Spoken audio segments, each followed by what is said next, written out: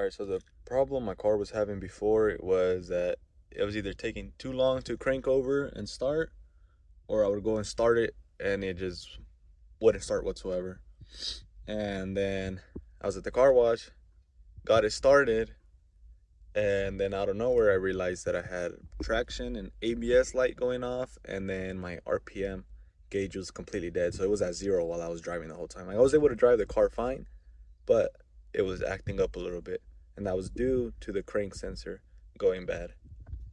But yeah, I forgot to record the intro, and this is the intro now, so let's get into it.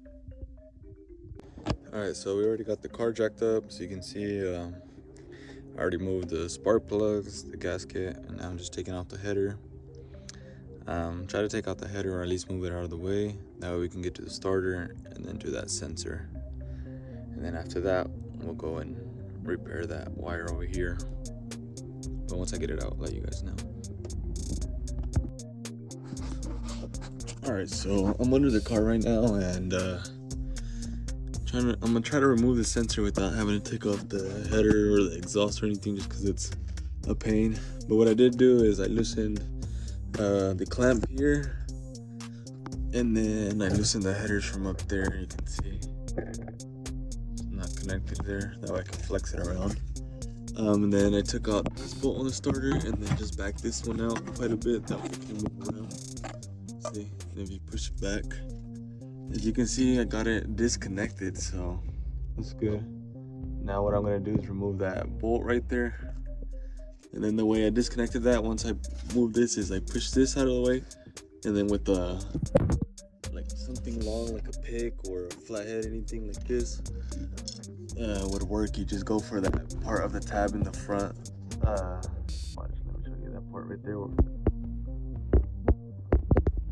And then yeah, you just disconnect it. You use your other hand to disconnect it, like help pull back the wire at the same time, push with the flathead. And then once that's off, you can remove that bolt, and it should be pretty easy without having to take off the starter or headers. But get to it.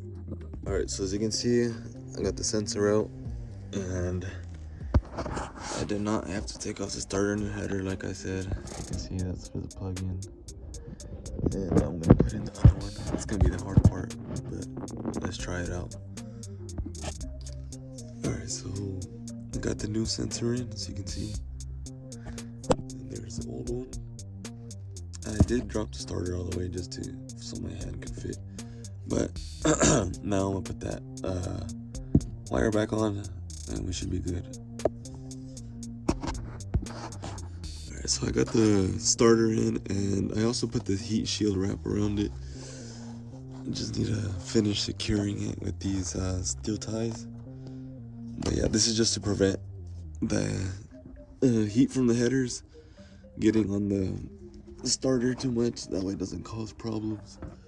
It's just, if you have a Corvette with long tube headers, it's just something that's just gonna happen. A lot of heat. Unless you get some pretty high quality headers, then it won't be so bad. But I'm gonna go ahead and put this on there, and it'll just help out quite a bit, I can imagine. But I'm gonna go ahead and finish this up tomorrow, and then I'll get back to the video. Okay guys, sorry, light again. I ended up finishing it tonight because it wasn't that bad. Got the headers on, as you can see. And then try to show you guys sauce on the starter wrap. You can kind of see if it's focused. But yeah, you can see the starter right there, but you can see the wrap right around it. And the wire over there plugged in for the new crank sensor. And yeah, so now I'm gonna test it out and hopefully see if that fixed that problem. And then for sure tomorrow I'll get back to fixing that wire for the fans. But for now, let's see if this one worked.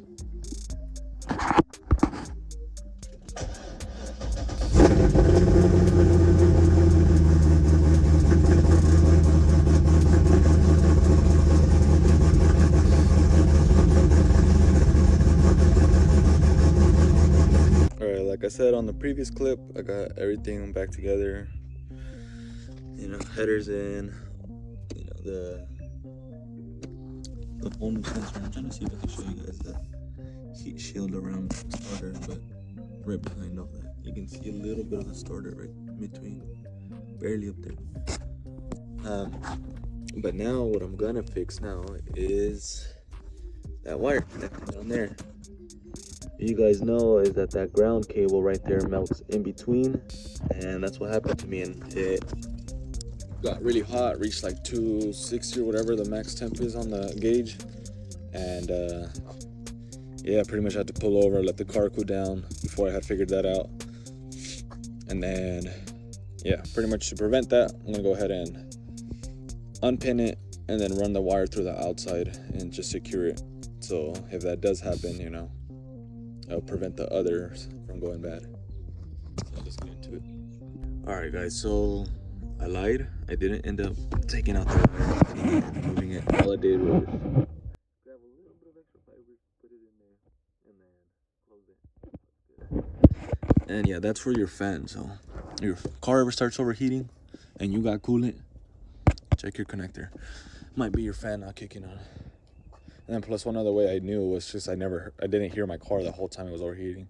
The fan kick on. Usually it's pretty loud, so yeah, I'm gonna go ahead and put that air filter back on and get it together. When